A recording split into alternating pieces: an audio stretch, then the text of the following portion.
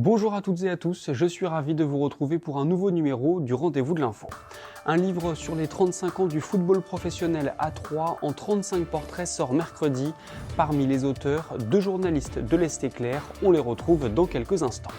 Direction la Marne ensuite et plus précisément Reims où l'une de nos reporters a retrouvé les vestiges d'un ancien bar américain en plein cœur de la ville. Et puis on terminera avec notre séquence quotidienne Moi Président. Mais tout de suite, voici un résumé complet de l'actualité.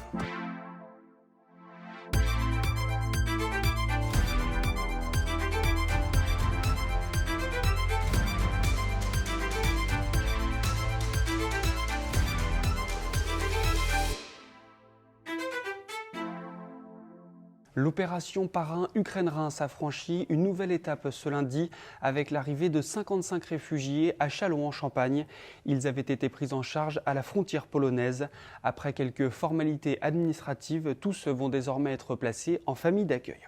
Dans l'Aube également, un car avec une cinquantaine d'Ukrainiens à son bord est arrivé dimanche soir à Rosières-près-Troyes. Il avait quitté la ville de Lviv vendredi. L'opération a été menée par l'association Champagne-Ukraine Joyeux Petits Souliers. Et enfin, la billetterie du festival Émon Folk de Bonny-sur-Meuse est ouverte. Pour cette 23e édition, les Fatal Picard, les Hyènes ou encore Funky Jazz Gang seront notamment à l'affiche. L'événement se tiendra les 8 et 9 juillet.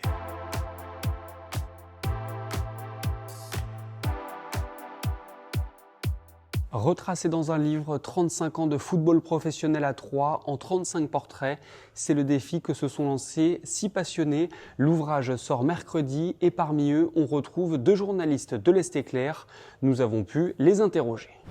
Bonjour à tous les deux, merci de nous accorder ces quelques minutes. Christophe, je vais commencer par toi. Est-ce que tu pourrais tout d'abord nous raconter un petit peu la genèse de ce livre et de ce projet ? Alors effectivement, on avait déjà fait deux livres. Un premier lorsque le Tour de France était passé à Troyes en 2017, le second en 2019 pour célébrer les 80 ans du SUMA. Et on s'est dit qu'il fallait qu'on fasse quelque chose sur les stacks.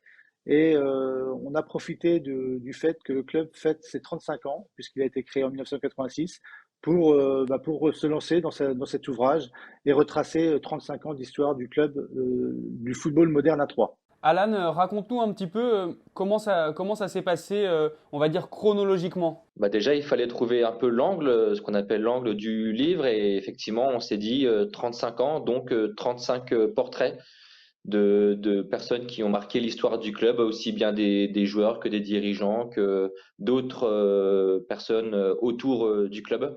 Donc c'était ça, la première pierre, c'était l'angle du sujet. Et ensuite, il fallait trouver ces 35, ce qui ne fut pas chose aisée, puisque en 35 ans, vous imaginez bien qu'il y avait beaucoup de personnes qu'on avait envie d'aborder. Donc il a fallu faire ce choix entre nous. Alors, c'était important pour vous qu'il n'y ait pas que des joueurs. Je sais par exemple qu'il y a le speaker et qu'il y a une supportrice, qu'il n'y ait pas que des joueurs de football. Ça, c'était une volonté de votre part ? Oui, c'est pas parce qu'un club, effectivement, ce n'est pas simplement des joueurs. Il y a voilà, il y a beaucoup de personnes qui œuvrent au quotidien pour le club.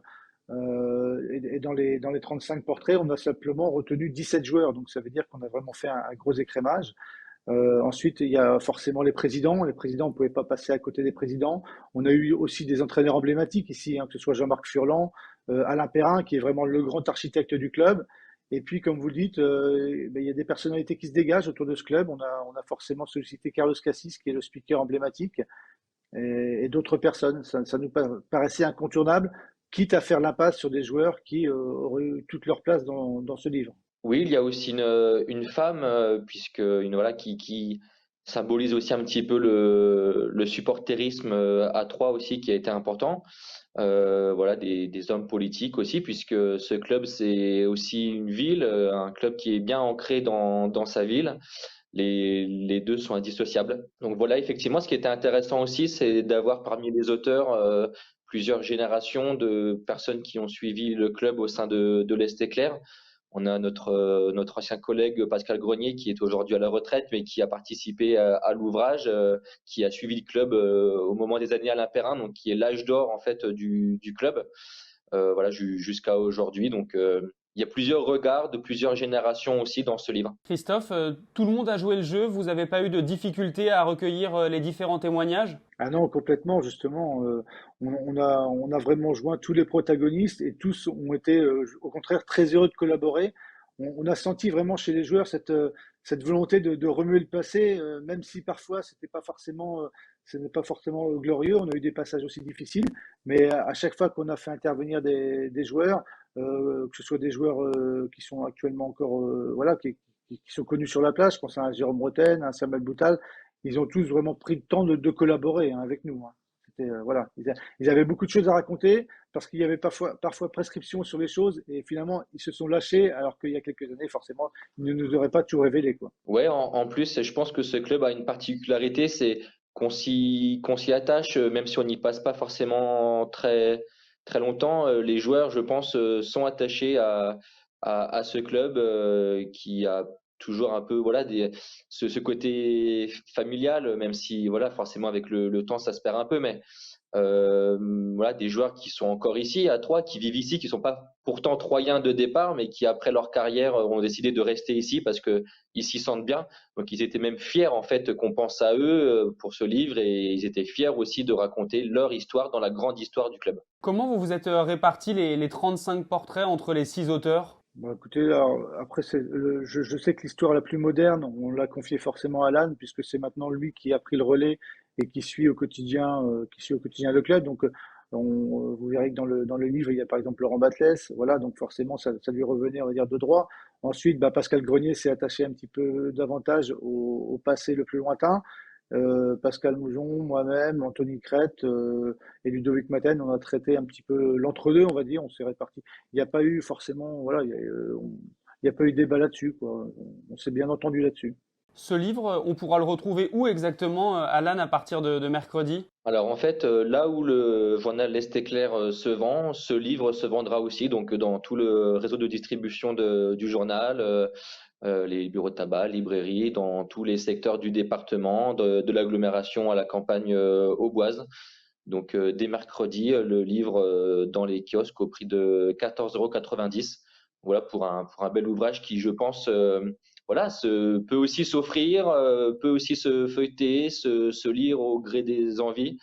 Voilà, je pense que c'est un ouvrage qui, pour les supporters, mais aussi les gens qui s'intéressent un peu plus loin au club, c'est intéressant aussi à feuilleter les dessins, les caricatures aussi qui donnent du sel à ce livre, puisque les 35 personnes sont en fait caricaturées ou en tout cas dessinées par notre dessinatrice. Forcément, sur un tel projet, vous devez chacun, à votre manière, avoir une petite anecdote à nous raconter. Christophe, je te laisse peut-être commencer. Est-ce qu'il y a un moment que tu as en tête ou voilà, qui restera dans ta mémoire? J'ai dû appeler donc moi Jérôme Roten. Alors Jérôme Roten, on sait que c'est un joueur qui n'a pas sa langue dans sa poche et qui déjà à l'époque, lorsqu'il était à Troyes, bah, avait la langue, on va dire, bien pendue. Et il m'a raconté un départ en avion pour un match. C'était Nantes-Troyes. Et donc il devait embarquer en avion. On était, je crois, le 16 décembre et il faisait vraiment de la neige, du vent, etc. Et lui a refusé d'embarquer dans l'avion avec Célestini, avec Fabio Célestini et David Hamed. Et donc, il y a eu une prise de bec avec Alain Perrin qui avait un fort tempérament et finalement, les trois joueurs ont décidé de ne pas embarquer. Alain Perrin a forcé, il m'a dit, a forcé le pilote à décoller. Eux sont restés, ils sont finalement allés en voiture à Nantes, ils ont pris une voiture de location. Le lendemain, ils font un match exécrable, les trois apparemment. Et au moment de quitter le stade et de rembarquer dans l'avion, Alain Perrin leur dit non, non, vous restez là, vous êtes venus en voiture, vous partez à voiture. Vous montez pas dans l'avion. Voilà, donc les trois sont rentrés penauds à Troyes. Ils ont dû reprendre une voiture de location pour rentrer à Troyes. Et toi, Alan, si tu devais retenir un moment phare, peut-être? Ouais, alors plus qu'une anecdote, c'est plutôt un passage en fait. Alors moi j'ai eu Benjamin Nivet qui, alors, il n'y a pas eu de classement hein, des 35 personnes, mais peut-être que s'il y en avait eu un à faire, je pense que Benjamin Nivet aurait été peut-être le premier ou le deuxième. Donc moi j'ai eu Benjamin Nivet, donc le meneur de jeu de légende du club. Et en fait pour la première fois, alors, il raconte bien sûr ses moments glorieux à l'Estac et ils sont nombreux, mais il revient aussi pour la première fois sur sa dernière saison qui voilà qui pour lui enfin, qui n'est pas à la hauteur en fait de ce qu'il aurait mérité comme fin au club et effectivement il a eu une dernière saison compliquée sous Rui Almeida l'entraîneur portugais ne comptait plus vraiment sur lui. Donc pour la première fois, il raconte un petit peu ça, c'est cette saison compliquée et cette fin difficile. Voilà, je pense qu'il aurait mérité, il aurait lui aussi voulu une meilleure fin à 3. Voilà, c'est aussi ces moments-là qui n'ont jamais été forcément évoqués par ces personnes qui sont narrées dans le livre. Juste, Alan, tu le disais et c'est important, il n'y a pas eu un classement. L'idée, c'était pas de faire une hiérarchie dans le club, c'est simplement 35 portraits sur 35 ans, c'est bien ça? Oui, il n'y a pas eu de classement parce qu'on peut pas comparer les générations, c'est pas les mêmes époques forcément, pas les mêmes propriétaires, pas les mêmes investissements. Donc pas de classement, pas non plus de chronologie. C'est vraiment, ils sont classés par ordre alphabétique dans le livre. Donc là, pas de classement. L'idée c'est pas de comparer ou de dire c'était mieux avant ou c'est mieux maintenant, mais juste de raconter ces petites histoires dans la grande histoire du club. Bon, et Christophe, je te laisse le mot de la fin. Il faut évidemment que ce livre corresponde à une année où l'Estac va se maintenir en Ligue 1 quand même. Ah oui, là, on l'espère. Alors, bon, les 35 ans, voilà, ça tombe à ce moment-là. On espère maintenant que City Group, qui a repris la main, va justement faire perdurer l'histoire, hein. Nous, on espère être là alors peut-être pas dans 35 ans, mais allez, dans 20 ans, on va dire, pour essayer de faire les 25 portraits, les 20 portraits de l'ère City Group. On vous le souhaite en tout cas. Merci à tous les deux de nous avoir accordé un petit peu de temps. Et on le rappelle, ce livre, il est disponible à partir de mercredi dans tous les points de vente où vous pouvez retrouver votre journal L'Est est clair. À Reims, l'impasse de la Petite Tirelire recèle un incroyable trésor. Il y a 77 ans, l'actuel local à vélo était un bar où se retrouvaient de jeunes Américains. Regardez.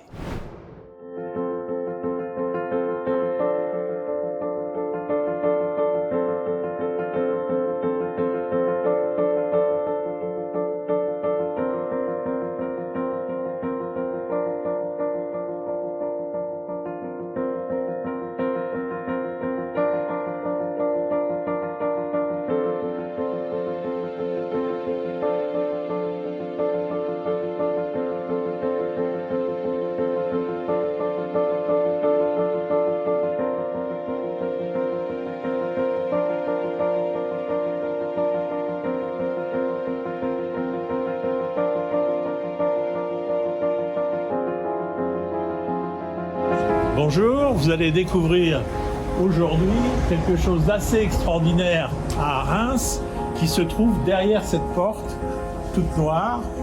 Mais qu'y a-t-il? Alors entrons.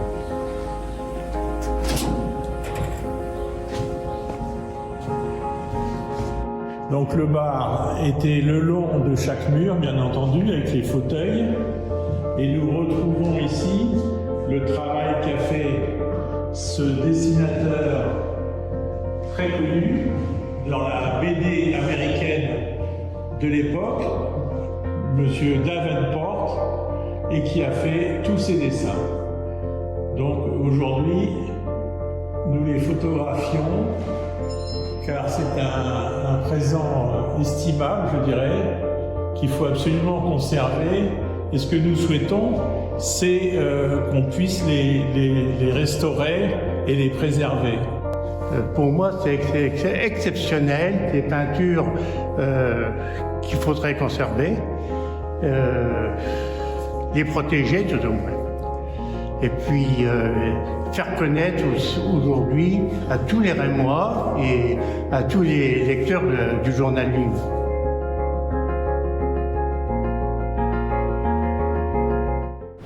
C'est la fin de cette édition. Juste avant de se quitter, je vous propose d'écouter Barbara qui nous dévoile quelle serait la première mesure qu'elle prendrait si elle était élue présidente de la République.